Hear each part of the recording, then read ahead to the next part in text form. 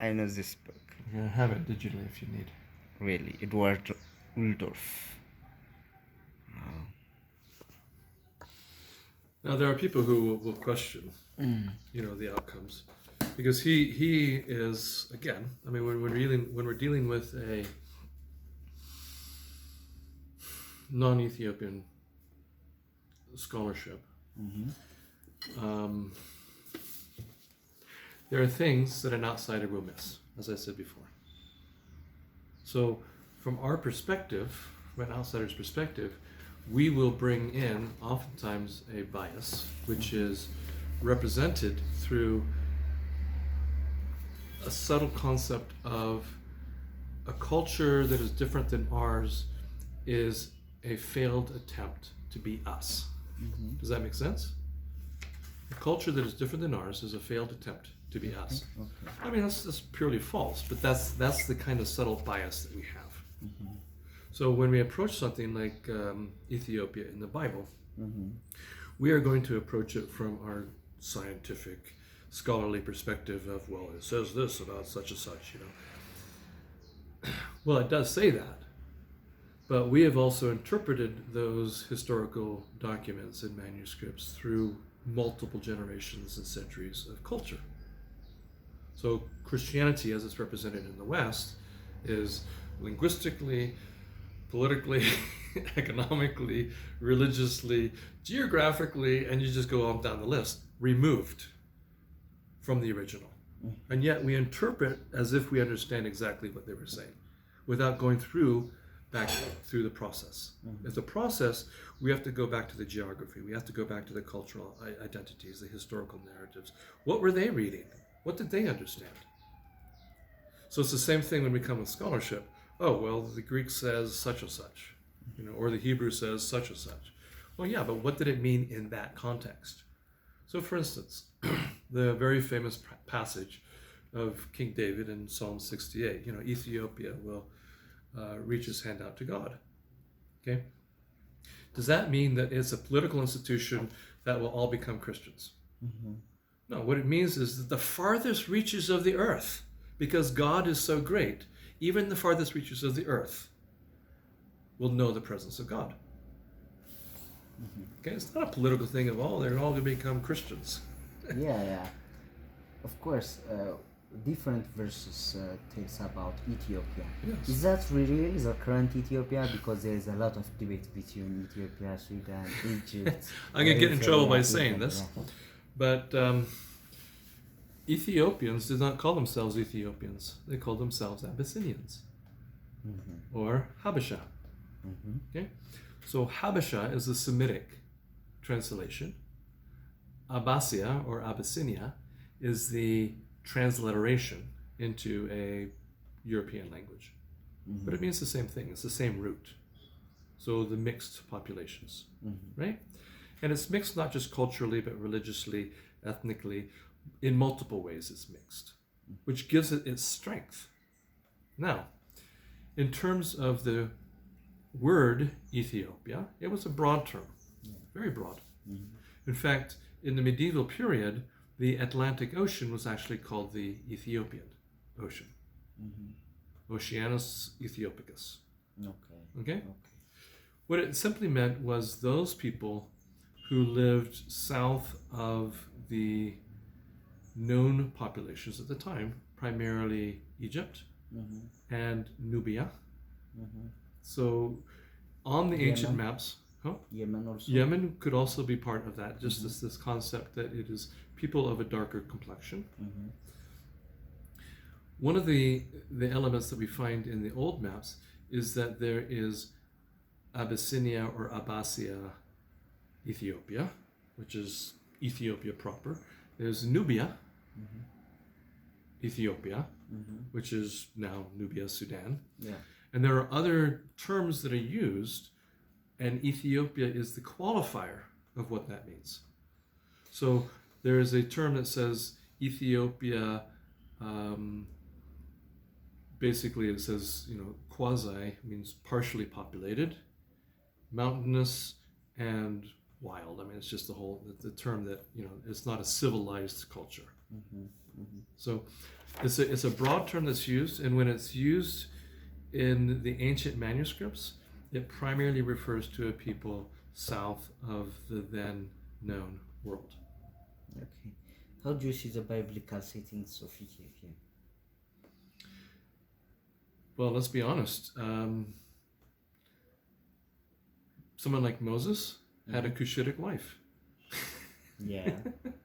Yeah. So there always seems to be a positive representation Uh-huh. in the biblical narratives. Mm-hmm. Okay. There's one that is not positive, and it's not specifically related to Ethiopia. It's related to the 26th dynasty in Egypt, where the Nubians have come up and actually controlled it. The king, the pharaoh, is coming up to fight against the Assyrians, or at least Mesopotamia. And a guy named Josiah, a Jewish king, says, oh, you're invading my land. So he goes and tries to attack him. And the pharaoh says, my fight isn't with you. Leave me alone. But Josiah thinks to himself, no, I'm going to defend my right and my country. He gets himself killed.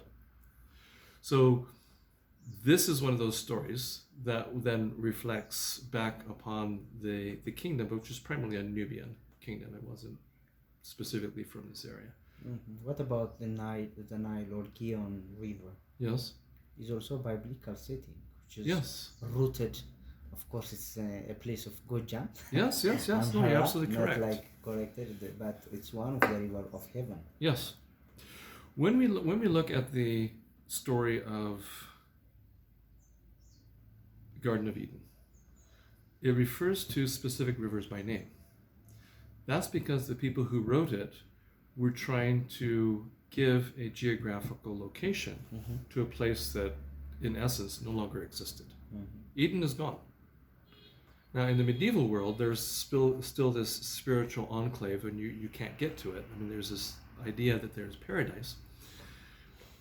Imagine if you lived in a desert environment like Egypt, all right? And all of a sudden, you start seeing the floodwaters of the Nile rise. And what's coming on the Nile?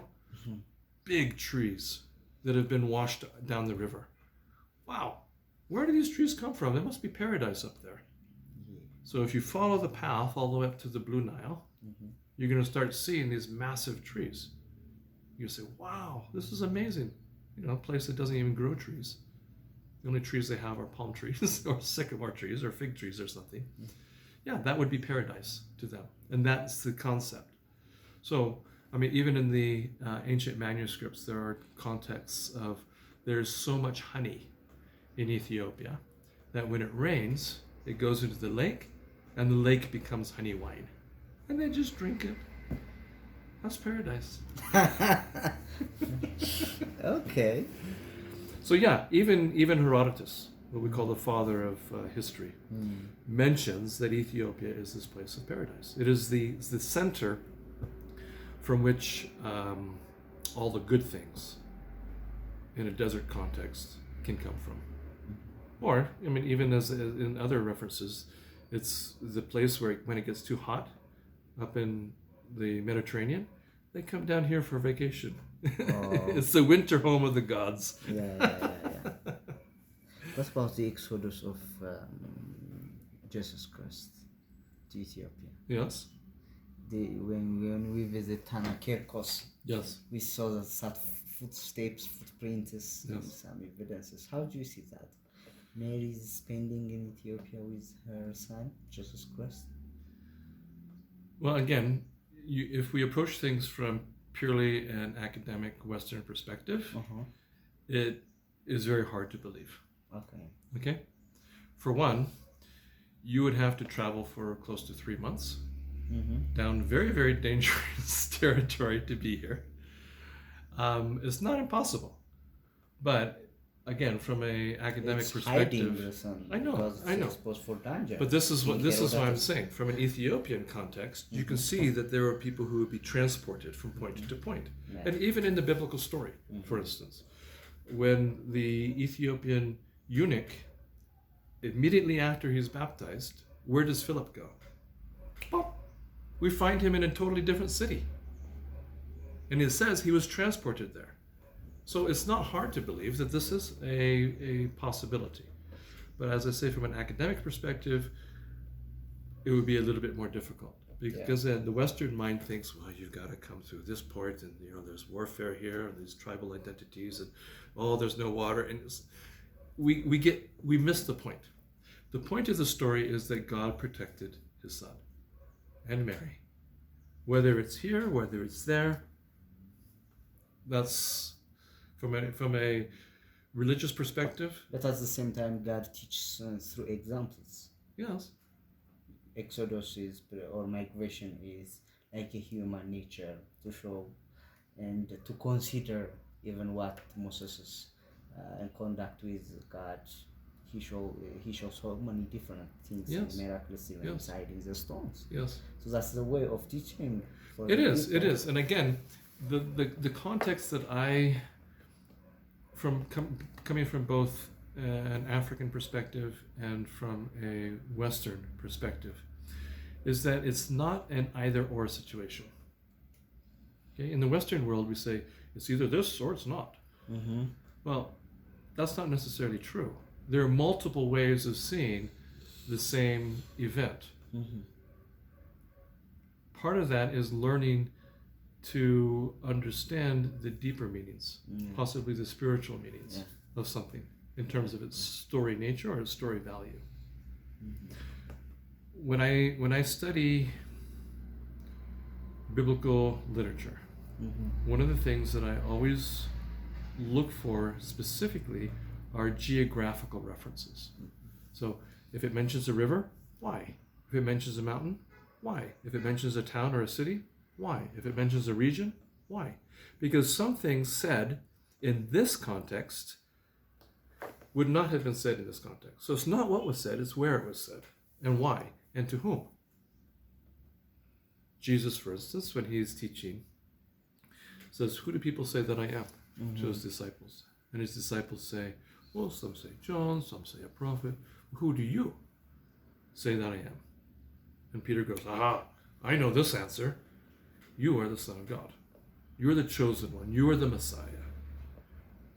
And Jesus says, flesh and blood has not taught this to you. Okay, this has come as revelation. You understand this because God has opened your mind to understand this.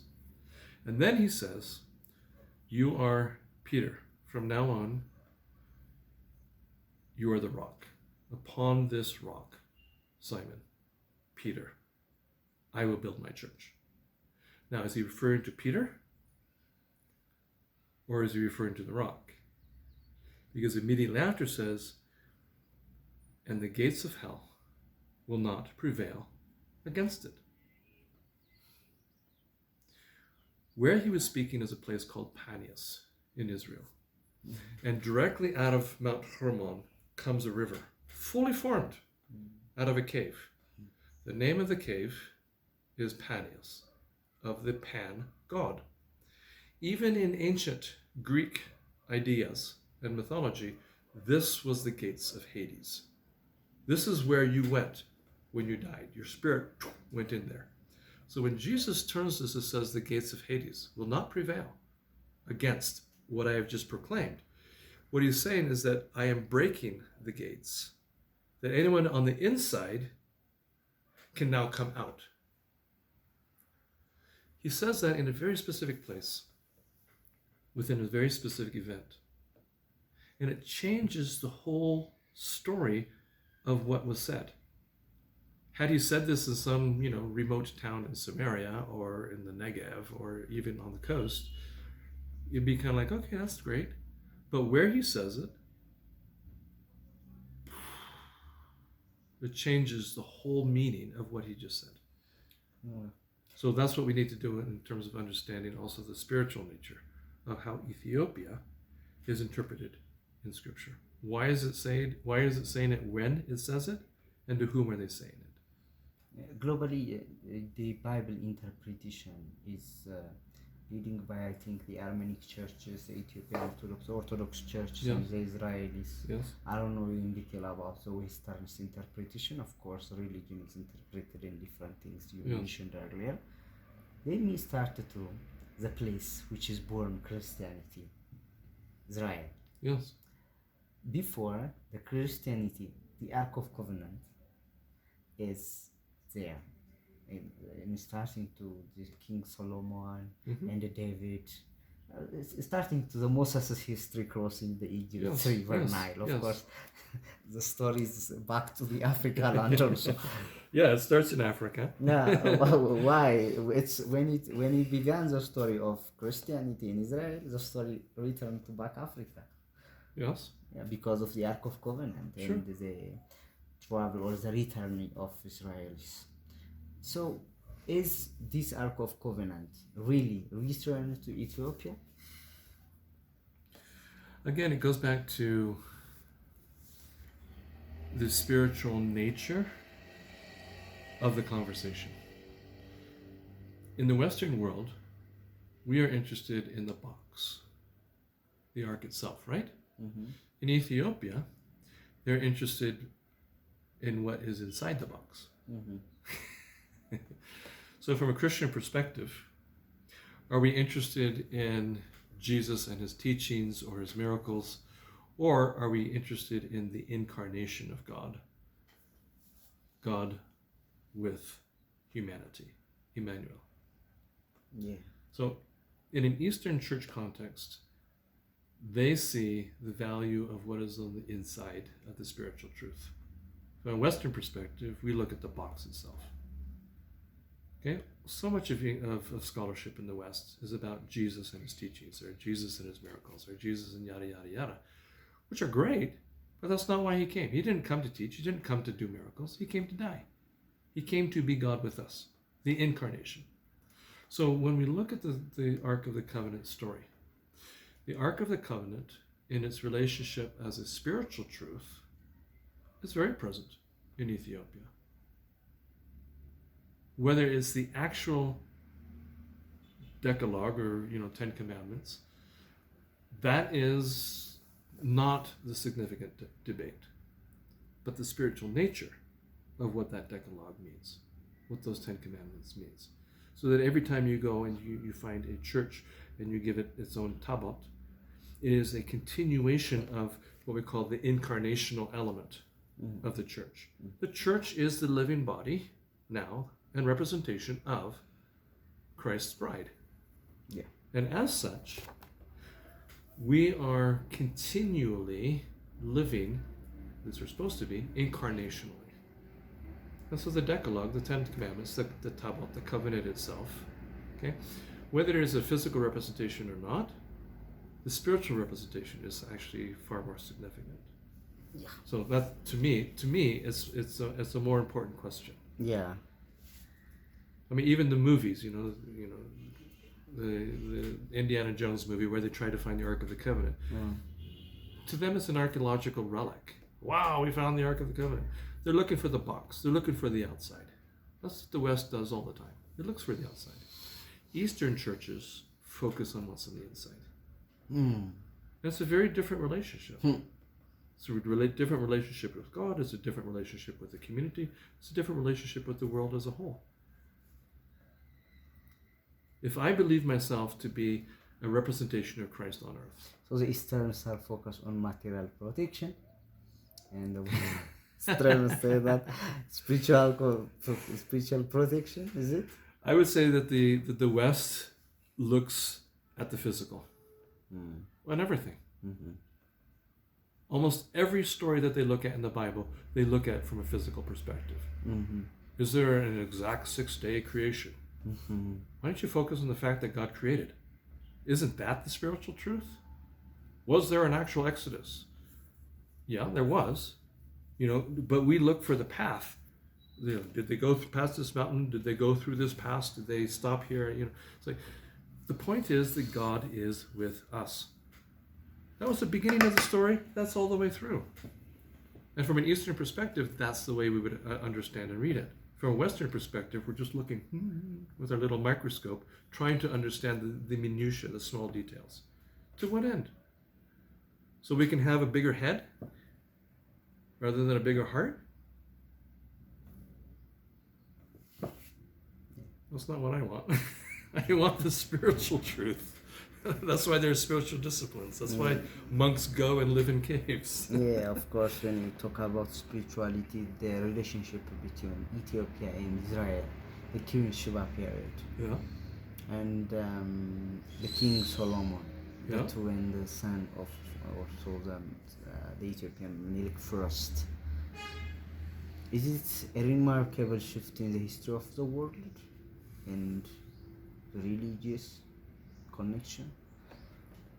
Much. Why these peoples are even still Orthodox if the connection between King Solomon and King Sheba and his descendants or fellows is Israeli? Most of them are Orthodox.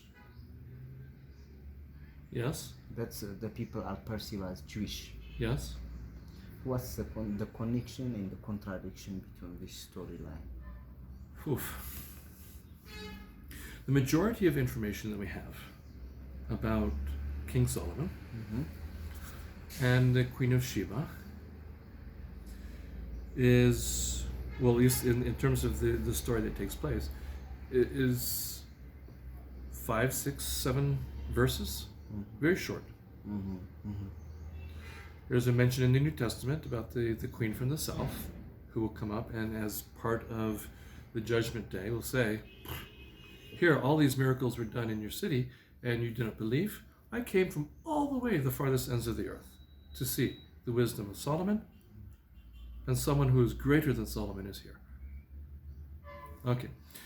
When we talk about Solomon in that context, and the Queen of Sheba in that context, there is a special knowledge.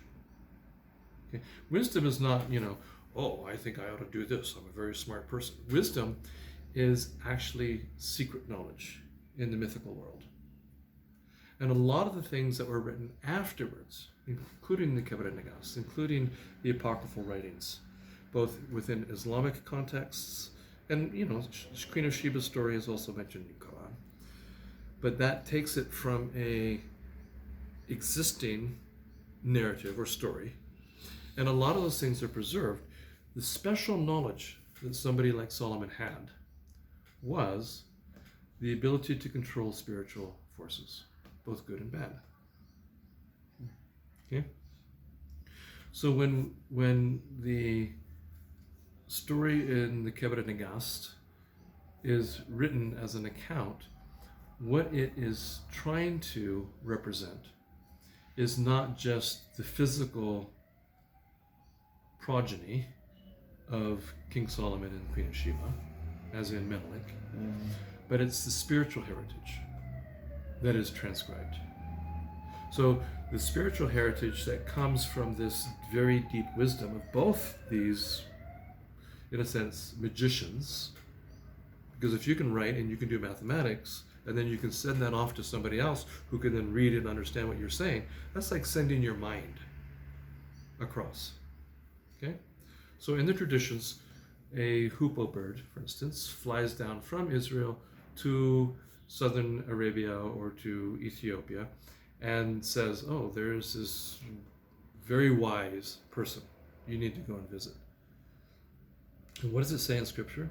It says that the Queen of Sheba came to test Solomon in his wisdom. Who does the testing, the student or the master? Who tests? Does a student test the master, or does a master test the student? The master tests the student. So who's the master here? The Queen of Sheba came to test Solomon on his wisdom. Do you understand that? Yeah. Because of her magic, because of her wisdom, because she has this mastery, she's the one coming to test Solomon. Is he for real? Is he legitimate? And she says, yeah, he is. This is true wisdom. Everything that I heard was amazing, but now that I've seen it, it surpasses. You pass. Not only do you pass, you are also a master. So the spiritual progeny is not just the physical representation of Menelik. It is the spiritual representation of these two masters. Now, that story continues down, and we start seeing this initially with what we call the restored Solomonic dynasty, right? Around middle of the 1200s. But with the restored Solomonic dynasty in 1270, it just becomes the big and most powerful story. Immediately on the heels of this, then comes the Prester John story.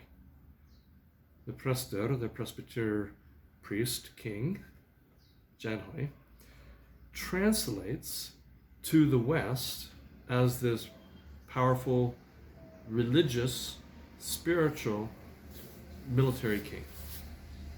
Now here's the thing that is mind-bending. If we look at this genealogy of Menelik, primarily in the spiritual context, but also in the physical, his genealogy is second only to Christ. Right? Right. So from a spiritual, magical component, somebody who has been reading these stories of King Solomon and the Queen of Sheba, and they see this kingdom down here in Ethiopia, it's like, we now have the completion of that story. So this is a tradition that continues in terms of that Solomonic dynasty. So it's a spiritual heritage, a spiritual genealogy, as well as the physical. And then when you tie that to the Old Testament stories, and then you tie that to the New Testament stories of Jesus and then Christianity in Ethiopia, it's this whole idea that Ethiopia has become the new Holy Land, the new chosen people, in a sense. And as such, there is a repository of that which is the true nature of Christianity. And this is why the Zagwe dynasty, I think, is such a significant component in terms of African history, is they have preserved that from a post-Crusader context.